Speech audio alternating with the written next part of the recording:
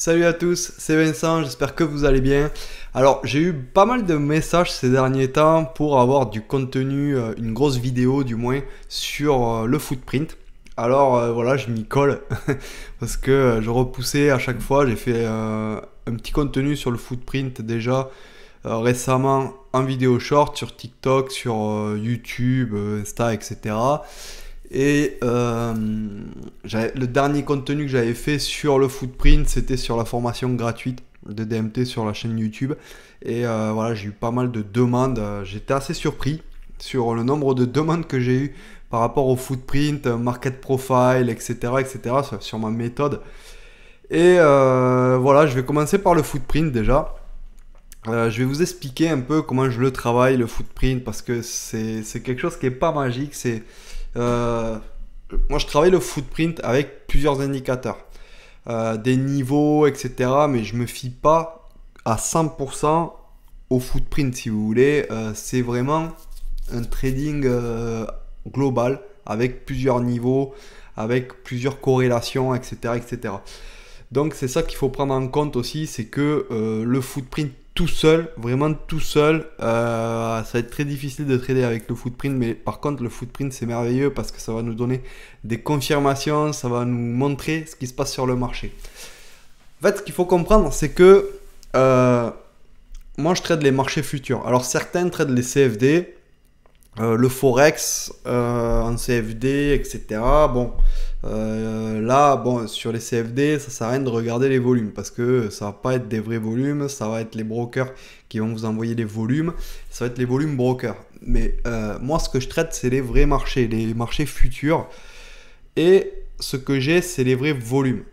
Et dans le footprint, vous avez tous les ordres exécutés dans une bougie. C'est-à-dire, si vous prenez une bougie, eh bien, par exemple, celle-ci là, voilà, vous prenez une bougie, en fait, c'est un graphique, hein, tout simplement. Voilà, c'est un graphique comme un graphique bougie. Voilà, si on le dézoome, ça va nous donner un graphique bougie. Alors, attendez, je vais vous prendre quand même un graphique bougie. Ça va être. Je vais vous prendre ça. Un 4 tick reversal bougie. Il est où? Il est où? Hop, ça doit être ça. Voilà, là nous sommes sur l'Eurostox. 4 ticks reversal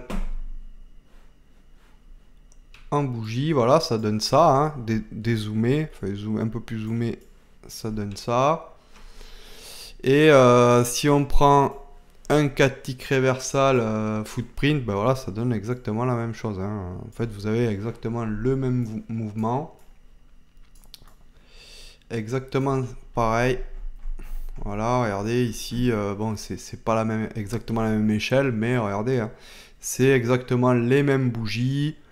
Voilà, sauf que c'est du footprint. Voilà, quand ça redescend, le VWAP est exactement au même endroit, etc., etc. Donc c'est un graphique bougie. Vous pouvez, en fait, comme un graphique bougie, vous pouvez le mettre à n'importe quelle unité de temps. Vous pouvez le mettre en daily, vous pouvez le mettre en 30 minutes, en 4 heures, etc. Vous pouvez vraiment faire ce que vous voulez avec le footprint. Il y a plusieurs représentations avec le footprint. Il y a la représentation avec les volumes. Alors soit en fait vous pouvez prendre le bid et le ask sur le même niveau. Vous pouvez mêler le bid et le ask et ça va vous donner en gros une petite barre avec le bid et le ask mélangés. Ça va se soustraire en fait. Soit vous pouvez l'avoir comme ceci. En fait, hein, le bid et le ask sont côte à côte et il y a un petit foie ou une barre au milieu. Soit vous pouvez avoir aussi les volumes, hein, qui s'affichent dessus. Au-dessus, vous pouvez avoir les volumes splittés même. Je vous mettrai la photo pendant que je parle sur la vidéo. Vous pouvez avoir le volume en fait par-dessous les chiffres et qui vont vous montrer les acheteurs et les vendeurs. Alors, le market profile, pardon, le footprint, comment il faut le lire? Alors c'est un peu spécial. Il est divisé en deux. Vous avez d'un côté le bid, ici les vendeurs, et vous avez d'un autre côté les acheteurs, le ask. Il faut pas le lire, par exemple là, le 500, il va pas avec le 172. Il faut pas le lire comme ça. Il faut pas le lire horizontalement. Il se lit en diagonale. On va partir toujours du bas. Et regardez en bas là, on a 483 ici. Alors attendez, je vais essayer de prendre peut-être un outil pour dessiner. Ok, j'ai retrouvé mon petit outil pointo fixe. Alors, il faut le lire en diagonale. Il faut partir en fait d'ici. Il faut partir d'ici. Et il se lie avec celui-ci. Voilà. Il faut faire comme ça, en diagonale. Celui-là, il va avec celui-là. Celui-là, il va avec celui-là. En fait, il faut les lire comme ça. Alors, je vais peut-être essayer de changer de couleur à chaque fois. Celui-ci, il se lie avec celui-ci. Hop, ensuite, nous avons celui-ci, il se lie avec celui-là. Ensuite, celui-ci, il se lie avec celui-là, etc., etc. En fait, il faut les lire vraiment comme ça, en diagonale. Vous partez du bas et vous remontez un tic à droite. Donc ça se lit comme ça, un footprint. C'est vraiment voilà, universel, tous les footprints se lisent comme ça, n'importe quelle plateforme, ça va se lire comme ça. Et en fait, qu'est-ce que ça va nous donner comme vraie information? C'est ça qui est vraiment essentiel dans le footprint, c'est d'avoir une telle information de la conviction du marché. Si vous voulez, dans un carnet d'ordre, dans une bougie, vous voyez pas ce que font les acheteurs et les vendeurs. Dans un carnet d'ordre, vous allez voir les ordres en attente. C'est-à-dire ce que font les acheteurs et les vendeurs. Dans un carnet d'ordre, vous allez voir les ordres en attente. C'est-à-dire que quelqu'un peut-être va poser 1000 lots à tel endroit et que quand le prix va arriver dessus, eh bien, il va se faire exécuter peut-être 50 lots ou 100 lots et puis ces 900 lots, il va les retirer parce que il aura pas la même conviction ou il aura changé d'avis ou alors c'était vraiment du spoofing, c'était vraiment un niveau pour manipuler le marché, alors que sur le footprint, ben là ce sont des ordres exécutés. Là ils sont dans le marché, donc du moment où ils sont dans le marché, ils sont engagés dans le marché. Donc c'est quelque chose qui est beaucoup plus fort qu'un carnet d'ordre par exemple, parce que le carnet d'ordre, c'est sûr, vous allez avoir des bonnes informations avec le carnet d'ordre, mais voilà, si les acheteurs ou les vendeurs veulent partir, eh bien, ils peuvent partir. Ils ne sont pas dans le marché, ils ne sont pas engagés dans le marché. Alors que dans le footprint, ben, là, ils sont dans le marché. Donc, c'est ça la vraie différence d'un footprint par rapport à un carnet d'ordre. C'est que vous zoomez vraiment sur ce qui se passe dans une bougie. Ensuite, ce qu'il faut comprendre, c'est que la bougie, elle est composée de plusieurs choses. Alors, je ne vais pas vraiment rentrer dans tous les détails. Mais si vous voulez, vous avez par exemple un carré ici, là, jaune. Ce carré jaune ici, vous en avez à chaque bougie, c'est le POC. C'est-à-dire, c'est l'endroit de la bougie où il y a eu le plus de volume. Dans chaque bougie, voilà, il y a un endroit où il y a le plus de volume, ben là, il vous le montre. Et si vous voulez, vous pouvez tracer des extensions comme ça se trace automatiquement. Et ça peut servir de support à résistance. Regardez, là, ça marche assez bien. Ici, bah, voilà, 2 ticks près, ça fonctionne assez bien. Moi, personnellement, je fais attention à ce type de support à résistance parce que c'est quand même assez fragile, un POC d'une bougie. Donc ça, il faut vraiment le prendre avec des pincettes, les POC bougies. Surtout, voilà, sur un marché comme ça va pas arrêter le prix. Faut pas se leurrer, ça, même en scalping, voilà, faut vraiment être très prudent avec les POC des bougies. Moi, je m'en sers plus pour savoir si je dois rentrer, par exemple, si par exemple une bougie, j'ai un rebond ici, par exemple, ici il y avait un setup. Ici, vous aviez un setup. Ah, attendez, je vais vous le montrer. Hein. Là, on ne le voit pas forcément sur ce graphique. On va changer de graphique, on va voir. Ici, là, il y avait un cluster. Tout ça, là, il y avait un cluster.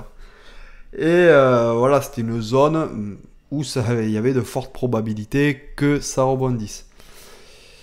Si jamais,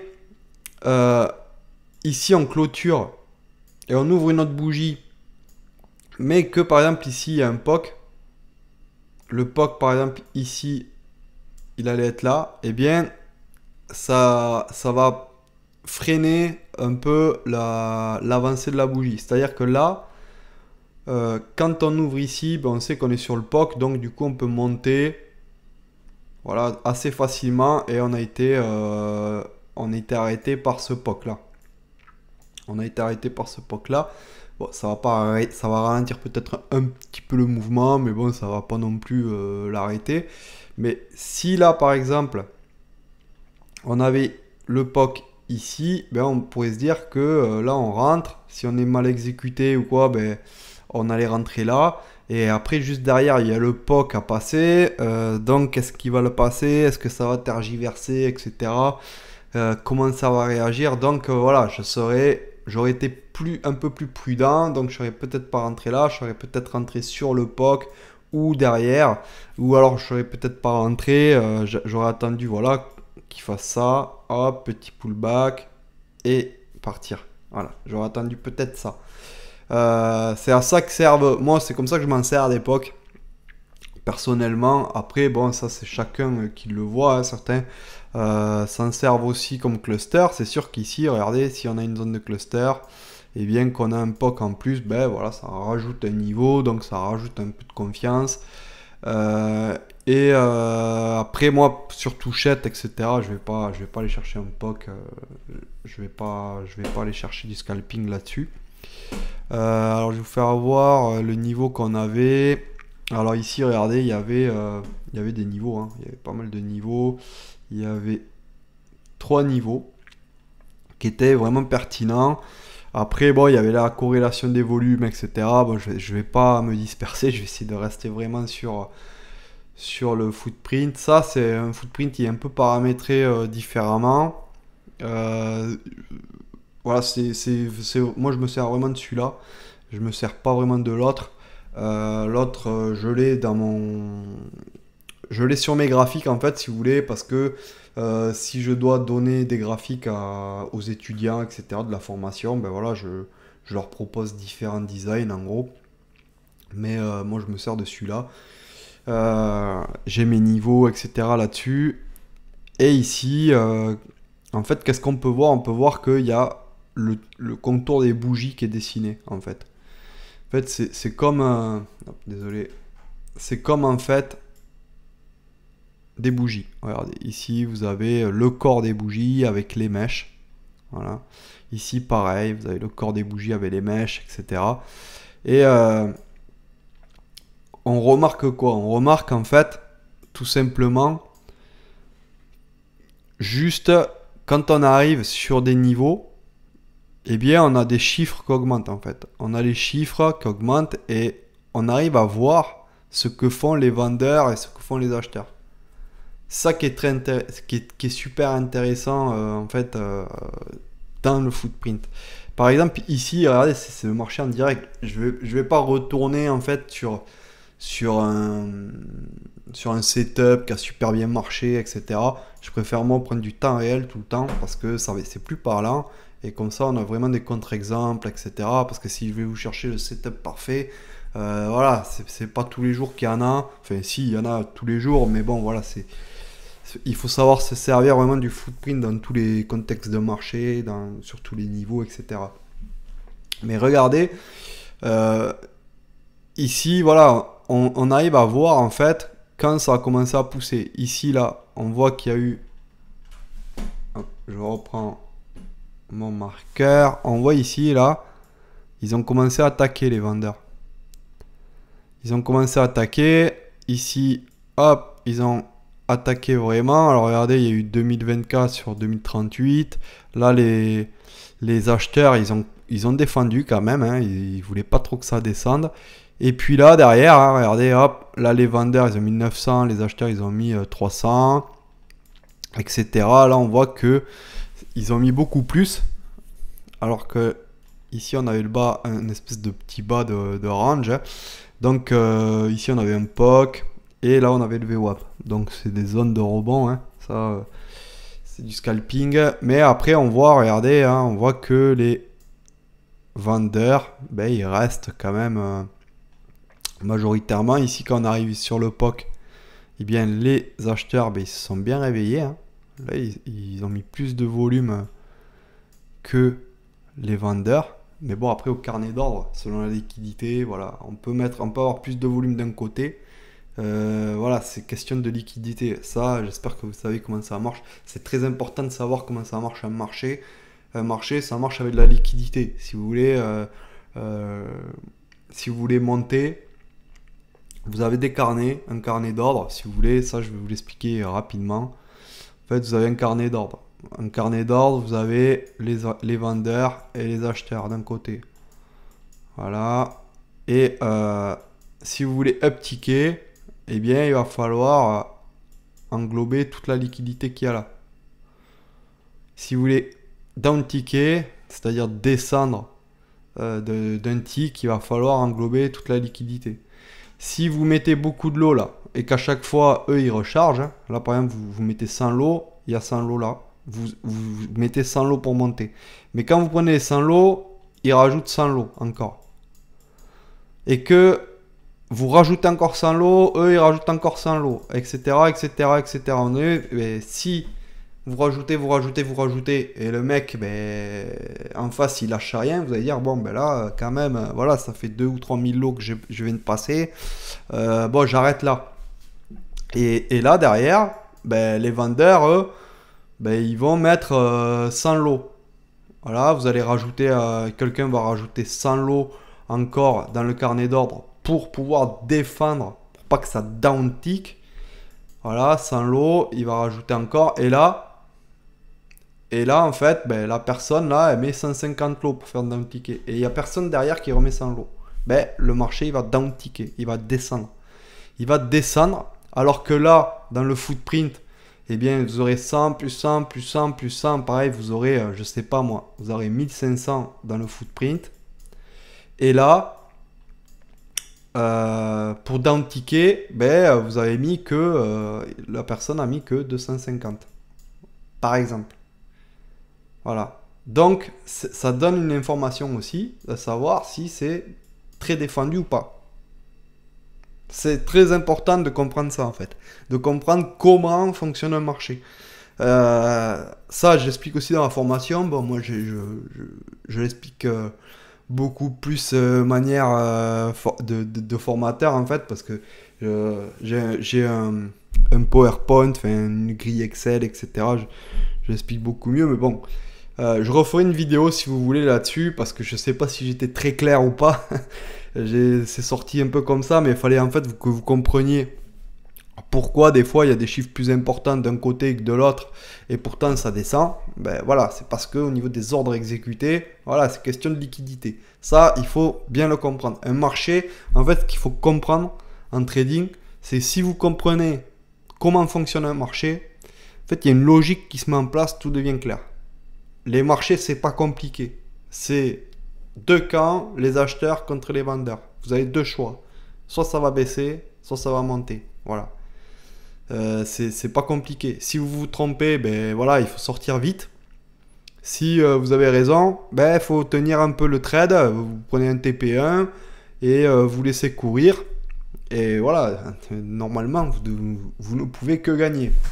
Donc, vous allez perdre des trades, c'est obligé, ça. Mais à la fin du mois, voilà, si vous n'êtes pas gagnant, c'est que vous ne comprenez pas, ou alors vous n'avez pas, soit vous n'avez pas une bonne méthode, soit vous n'avez pas une bonne psycho, soit, ben voilà, vous jouez, quoi. C'est du casino et vous ne respectez pas des règles simples. Parce que, voilà, le trading, c'est pas ultra compliqué. Il faut pas être un génie pour faire du trading. Ça, j'en suis persuadé. Donc, au final, voilà, on arrive à voir ce qui se passe à l'intérieur d'une bougie. Donc on arrive à voir si c'est vraiment défendu ou pas, etc. Et vous voyez qu'ici, là, il y a des nombres, ils sont colorés. Il y a des nombres qui se colorent automatiquement. Ça s'appelle des imbalances. Ces imbalances-là, ça va nous indiquer quoi? Ça va juste nous indiquer si la différence entre le bid et le ask, elle est supérieure à un tel pourcentage. C'est-à-dire que si par exemple ici, là, eh bien, il n'y a pas une grosse différence là entre 586 et 600 par exemple, hein, ben, vous n'avez pas une énorme différence entre les acheteurs et les vendeurs. Donc ça va rester blanc. Mais si par exemple vous avez du 10 contre du 380, ben là la différence en pourcentage elle est énorme. Donc vous allez pouvoir paramétrer dans votre footprint, vous allez pouvoir paramétrer et lui dire, par exemple, s'il y a une différence entre les ordres vendeurs et les ordres acheteurs de plus de 400 ou 500 ou 900%, eh bien, tu me le colores. Comme ça, je le vois. Et ça veut dire quoi? Ça veut juste dire que il y a un camp qui est beaucoup plus fort que l'autre. Alors, il y a un camp, là, il a vraiment mis le paquet sur ce niveau. Donc, soit c'est vraiment très défendu, soit c'est vraiment pas défendu du tout, en fait. Parce que des fois, il y a des niveaux. Eh bien, par exemple, ici, regardez, ici, 400 contre du 42, du 1000 contre du 159. Ben là, ben, c'est tout simplement que c'est pas des chiffres exceptionnels. C'est pas exceptionnel, hein, 400 ou 1100, mais il y a une imbalance parce que il y a une absence d'acheteurs.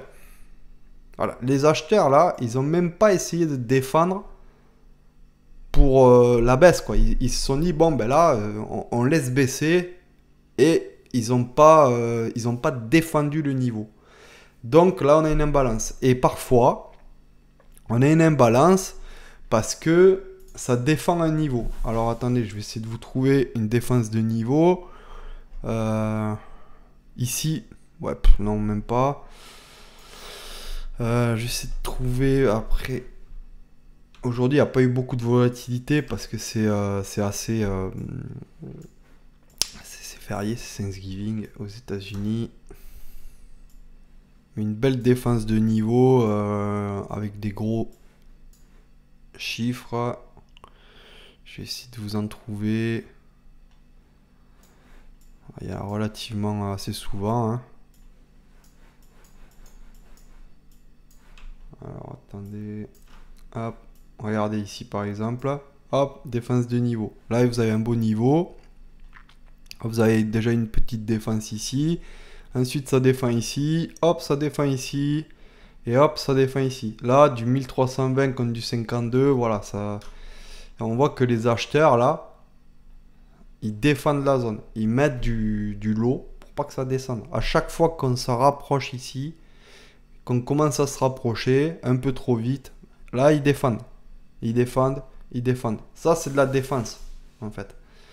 Et hop, regardez, on uptick un peu. Là, pam, défense encore. Là. Ils mettent du lot. Après, voilà, ils mettent proportionnellement à ce que les vendeurs ils mettent en face. Mais ça, c'est une défense. Voilà. Quand on voit un niveau, à chaque fois qu'on revient, il y a des imbalances, des imbalances, des imbalances. C'est que là, les acheteurs, ils sont là. Ils disent, bon, ben là, si tu veux passer, ça va te coûter cher. Voilà, tu vas devoir mettre la main à la poche et tu vas devoir mettre pas mal de lot pour passer. Parce que moi, je défends ce niveau, je veux pas que ça descende. C'est ça, en fait, que ça veut dire. C'est juste une psychologie de marché. Et là, regardez ici. Ici, on n'a pas eu d'imbalance, mais je pense que c'est pas loin. Elle est pas loin, l'imbalance. Hein. Elle est pas très très loin, l'imbalance. Mais ici, regardez, ça a bien... En fait, les vendeurs ici, ils ont essayé de mettre un peu de l'eau, etc. Mais ils n'ont pas insisté. Ils n'ont pas essayé vraiment d'y aller. Et ça, en fait, c'est assez intéressant de voir ça. Parce que si vous voulez, par exemple, casser un niveau, bah déjà, il va falloir mettre du volume. C'est logique. Il va falloir mettre des lots pour passer. il va falloir pas mal mettre... regardez ici, par exemple, si vous voulez casser le niveau, ici ça a été défendu. Voilà, regardez, hop, on voit ici, ça, les vendeurs, ils ont commencé à attaquer ici. Ils ont mis du volume ici. On voit le delta est bien négatif. Et ils ont mis du 1200, du 2000, du 1600, du 1900, du 2000, du 1340, du 1700. Voilà, après ils ont repris un peu leur souffle et ils ont continué à attaquer. Ils ont attaqué et puis après il y a les vendeurs, les acheteurs, pardon. Ils ont pas repris la même et en fait ça s'est essoufflé le mouvement. Tout ça parce que voilà, c'est pas très volatile aujourd'hui. C'est Thanksgiving aux États-Unis, il n'y a pas eu les US, etc. Mais voilà, on voit ici, regardez, il y a des gros chiffres, il y a quand même des imbalances rouges à chaque bougie. Là, il y en a 1, 2, 3 imbalances. Là, il y en a 1, 2, 3, pareil. Et puis arrivé à ce niveau, voilà, yesterday high open et yesterday open. Et bien voilà, il devrait y avoir quand même du lot là pour passer. Il devrait mettre du volume, comme ici, ou là. Il devrait mettre du volume pour essayer de passer. Et il passe pas. Parce qu'ils n'ont pas la volonté de passer en fait. Là, c'est juste que les acheteurs, ben, ils n'ont pas tellement défendu, mais les vendeurs, ils n'ont pas tellement attaqué. Voilà. Et ça, on arrive à le voir. Et quand on voit comme ça que ben, les vendeurs, finalement, ben, ils n'attaquent pas. Les acheteurs, ben, finalement, ils n'attaquent pas non plus. Ben, c'est que c'est très, très probablement, il va y avoir un rebond technique. Il va y avoir sûrement un rebond technique. Sinon, ça attaquerait. Soit les vendeurs, ils auraient essayé de mettre du lot pour passer. Voilà, c'est-à-dire ils auraient mis du volume pour passer. Et vu qu'il n'y a pas personne en face, il n'y a pas d'acheteur en face, etc., ben, ça serait passé comme dans du beurre. Soit on aurait eu une défense des acheteurs. Et là, voilà, les vendeurs, ils auraient mis un peu de lot pour leur dire, ouais, ben attention, nous, quand même, là, on veut passer. Donc il y aurait quand même eu un petit rebond technique parce que c'est quand même un gros cluster. Mais là, on aurait été chercher peut-être un peu moins loin. On n'aurait pas été chercher le VWAP. Là, sur un rebond comme ça, on peut facile aller chercher le VWAP. Vous voyez, regardez, après, c'est des trades, c'est pas du sûr, mais c'est du 90% de réussite quoi, quand il y en a un cluster pareil. Et le fait de voir ça, au final, là on a des petites imbalances, etc. On a voulu aller chercher le yesterday, l'open, etc. Voilà, pour aller prendre des TP. Mais vu qu'il n'y a pas d'imbalance ici et là, ben voilà, c'est que ça n'a pas vraiment attaqué. Donc c'était un trade, là, si vous comprenez ce qui se passe sur le marché, c'est facile.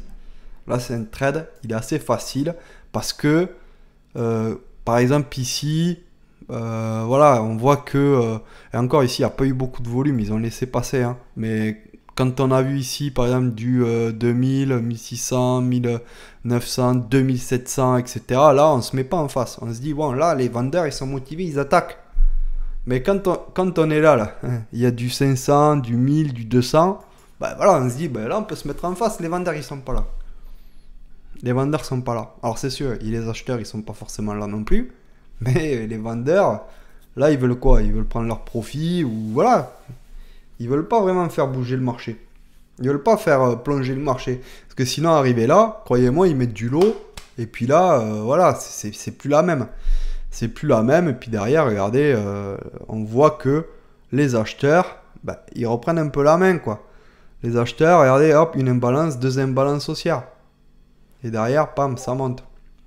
Ça monte, ici ça défend un peu, vous voyez, ici là, hop, ça a un peu défendu. Voilà, il y a eu un petit pullback sur cette zone là, c'est monté, hop, petit pullback. Mais derrière, regardez, les vendeurs là, ils sont plus là, il n'y a plus personne. Donc ça rassure pour garder aussi son trade. Voilà, en fait c'est tout simple le footprint. Bon, je vais arrêter là, j'essaierai d'en refaire une, peut-être sur des exemples que je choisirai, pas sur du direct. Mais vous voyez, en fait, le footprint, c'est quelque chose de très très simple. Il faut juste avoir un tout petit peu d'habitude pour le comprendre. Après, vous avez le delta que j'ai pas expliqué non plus. C'est la différence entre les acheteurs, les vendeurs, etc. Ça, vous pouvez vous en servir. Quand vous voyez, par exemple, vous arrivez sur un gros niveau, que le delta, il est pas énorme. Ben voilà, enfin, le delta, là, il y a moins 111. Ben voilà, c'est que ils veulent pas vraiment y aller. Quand ils veulent casser des niveaux, regardez ici, le delta, il est à moins 1750. Moins 1755. Voilà. Et après, voilà, au fur et à mesure, là, quand ils veulent casser, le delta, il est à moins 1148. Vous voyez? Ça, c'est une bougie de cassure. Là, moins 111, voilà, le delta, il vous le dit, hein, qu'ils veulent pas y aller. Hein. Donc, c'est une corrélation d'un peu tout ça. Et après, vous avez le delta, vous avez d'autres chiffres aussi, vous avez le finish, etc. Ça, je referai peut-être une vidéo là-dessus, parce que c'est un autre petit pavé. Mais en fait, voilà, ce qu'il faut essayer de comprendre en trading, c'est comment le marché il fonctionne. Le marché, si vous voulez, c'est comme une partie de poker, sauf que vous pouvez vraiment voir les cartes de tout le monde. Mais seulement la plupart des gens, ils veulent pas regarder à l'intérieur d'une bougie. Ils veulent juste voir la surface de la bougie, elle est rouge, elle est verte. Voilà, et certains disent oui, le marché il est manipulé, blablabla.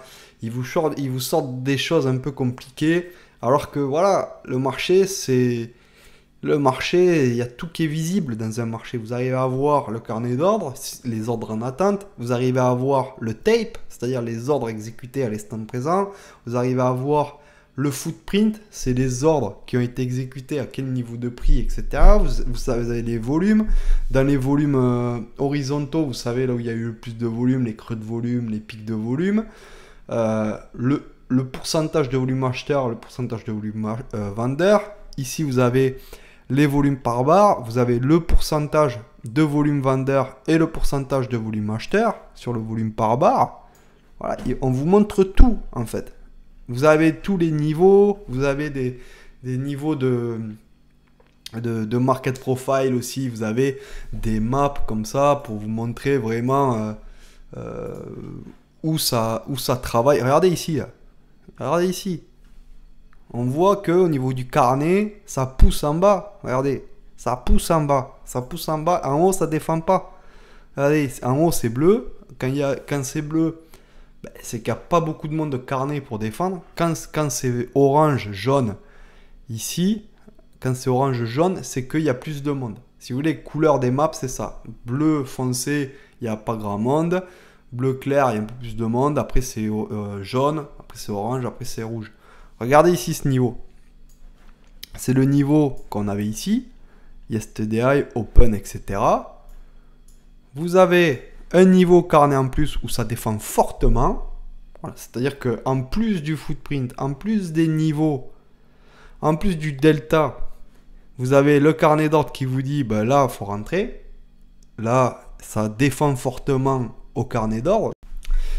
Désolé, ça a coupé. Donc j'étais en train de dire, regardez ici, au carnet d'ordre, hein, au carnet d'ordre, tout simplement, on avait aussi un niveau qui vous disait que ça poussait fortement. Ça poussait fortement. Si là les vendeurs ils auraient voulu down ticket, ils auraient voulu descendre, eh bien il aurait fallu qu'ils attaquent, qu'ils mettent pas mal d'argent sur la table pour pouvoir le faire descendre parce que c'était défendu au carnet. Et derrière, regardez, hop, il n'y a plus au niveau carnet là d'ordre, il n'y a plus personne qui défend la hausse. Voilà. Mais par contre en bas là, ça pousse. Par contre, ça pousse vers le bas là. Au carnet d'ordre, tous les algos, les institutionnels, ils sont là, ils poussent le prix. Ça peut faire que monter. Donc voilà, voilà, et regardez ici là. Maintenant, quand on arrive ici, hop, désolé. Quand on arrive ici, là, hop, ça défend un peu. Là, c'est en train de pousser vers le bas.